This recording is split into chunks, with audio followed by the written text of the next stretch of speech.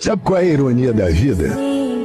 É a gente ter pressa para crescer e depois suspirar pela infância perdida.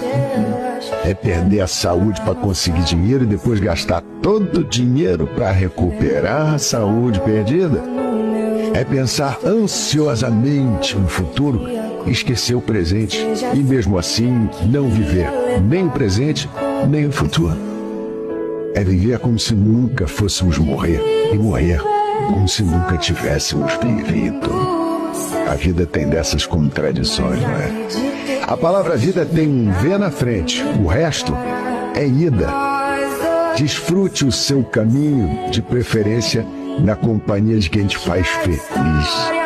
O amanhecer é a parte mais bonita do dia, porque é quando você recebe o presente de uma outra oportunidade de viver.